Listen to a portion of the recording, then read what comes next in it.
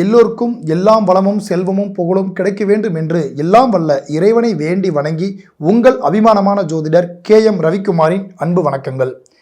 2026ஆம் ஆண்டு ஆங்கில புத்தாண்டின் நல்வாழ்த்துக்கள் அனைவருக்கும். இந்த 2026ஆம் ஆண்டின் சிம்ம ராசியை பற்றி நாம் காண்கிருக்கின்றோம். முதல் முறையாக பார்க்கக்கூடியவங்க சப்ஸ்கிரைப் பண்ணி பெல் பட்டன் அழுத்தி ஆல் ஆப்ஷன் கொடுத்துக்கங்க. 2026ஆம் ஆண்டினுடைய பலன் எவ்வாறு உள்ளது சிம்ம ராசிக்காரர்களுக்குன்றது தான் இந்த பலன் உங்களை பற்றி தான். ஏனால் சிம்ம ராசி என்பது மிகவும் சக்தி வாய்ந்த ராசியாக தான் கருதப்படுகிறது. சிம்மம் என்பது தன்னம்பிக்கையினுடைய தனித்துவம். அவர்கள் வார்த்தைக்கு தவிர மற்றவர்கள் வார்த்தைக்கு அவர் அவ்வளோ முக்கியத்துவம் கொடுக்குறவங்க இல்லை. மனதில் ஒன்று நினைத்துட்டாங்கன்னா அந்த நினைச்சதை கடைசி வரைக்கும் நின்று போராடக்கூடிய ஒரு சக்தி படைச்சவங்க தான் சிம்ம ராசிக்காரர்கள். சிம்ம ராசி என்பது சூரிய பகவானுடைய கட்டுப்பாட்டில் உள்ளது. சூரிய பகவான் ஆட்சி செய்யும் இடம். அப்படிப்பட்ட அதிபதி கொண்டவர் தான் சிம்ம ராசிக்காரர்கள். இந்த சிம்ம ராசிகள் பொறுத்தளவுக்குமே 10 பேர் 10 விதமான கருத்துக்கள் சொல்லிட்டு இருந்தாலும் கூட ஒரு இடத்துல இவங்க மனதில் பட்டது மட்டும்தான் இவங்களுக்கு முக்கியத்துவமாக கொடுப்பாங்க. அதே போல சிம்ம ராசியில் பிறந்தவர்கள் மிகவும் நேர்மையானவர்களாகவும் இருப்பார்கள். எந்த ஒரு விஷயத்தையுமே வெளிப்படையாக பேசக்கூடியவங்க, வெளிப்படையாக சொல்லக்கூடியவங்க. அவங்களுக்கு அவங்க நல்லது நினைக்கிறாங்களோ கெட்டது நினைக்கிறாங்களோ நம்மளை தப்பாக நினைப்பாங்களோன்னு யோசிக்கவே மாட்டாங்க. நம்ம மனதில் பட்டது பேசக்கூடியவர்கள்.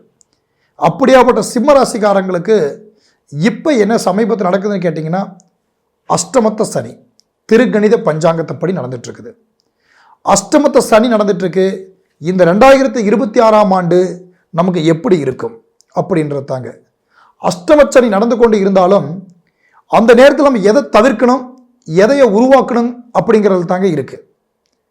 ஏன்னா அஷ்டமச்சனி நடந்துகிட்டு இருக்கே அப்படின்ற பயமும் நமக்கு வேண்டாம், அலட்சியமும் வேண்டாம். நம்மளை பொறுத்தளவுக்கும் இந்த சிம்ம ராசிக்காரர்கள் எந்த ஒரு காரியம் நீங்கள் செய்தாலும் தெளிவு என்பது மிகப்பெரிய முக்கியம். அதற்கு மேலே பொறுமை என்பது முக்கியம். எந்த ஒரு முடிவெடுக்கிறதுக்கு முன்னாடி நீங்கள் ஒரு முறைக்கு பல முறை யோசிக்கணுங்க. யோசிச்சுட்டு நீங்கள் அந்த காரியத்தை நீங்கள் செயல்படுத்துங்க. செயல்படுத்துனீங்க அப்படின்னா உங்களுக்கு நிச்சயம் பலன் கிடைக்கும். காரணம், சிம்ம ராசிக்கு சிம்மத்திலேயே இன்று கேது பகவான் அமைந்திருக்கிறார். 7ஆம் இடத்தில் ராகு பகவான் அமைந்திருக்கிறார். கும்பராசியில் 8இல் சனி பகவான் அமைந்து அஷ்டமத்த சனியாக பார்வை பார்த்துட்டு இருக்கிறார். 11ஆம் இடத்துல கேது பகவான் அமைஞ்சிருக்கிறார். குரு பகவான் அமைந்திருக்கிறார்.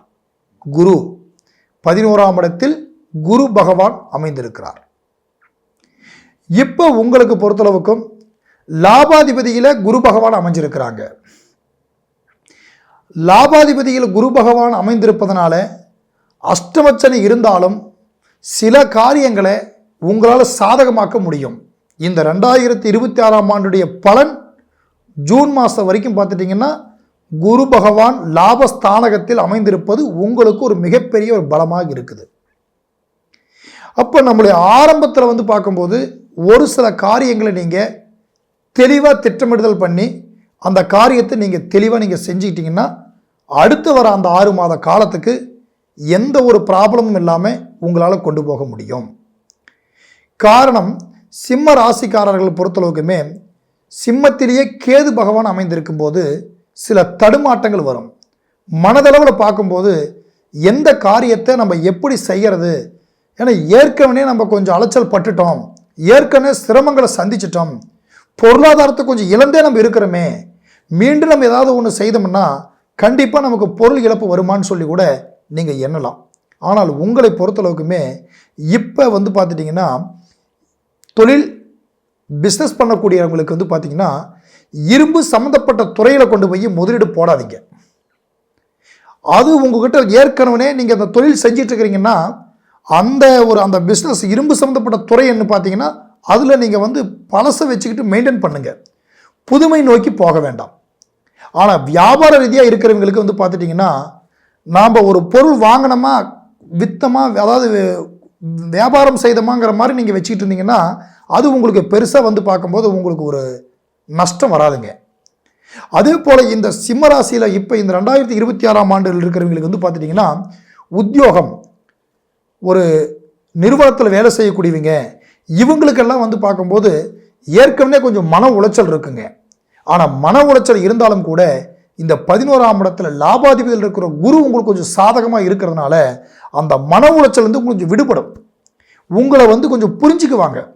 அப்படி புரிஞ்சிக்கக்கூடிய ஒரு காலகட்டம் இந்த 2026ஆம் ஆண்டுக்குள்ளேயே நீங்கள் இந்த அஷ்டமச்சனி ஒரு பக்கம் போயிட்டு இருந்தாலும் கூட நீங்கள் யார், நீங்கள் இந்த கம்பெனிக்காக நீங்கள் என்ன பண்ணியிருக்கிறீங்க, நீங்கள் இல்லை ஒரு நிறுவனத்தில் ஒர்க் பண்ணுற இடத்துல உங்களுக்கு என்ன, அதாவது உங்களுடைய உழைப்பு என்னங்கிறதும் அவங்க புரிஞ்சுக்குவாங்க. ஆனால் இப்போ அவங்க காட்டிக்க மாட்டாங்க. அது இப்போ பொறுத்தளவுக்கு உங்களுக்கு அந்த பலன் தெரியாது.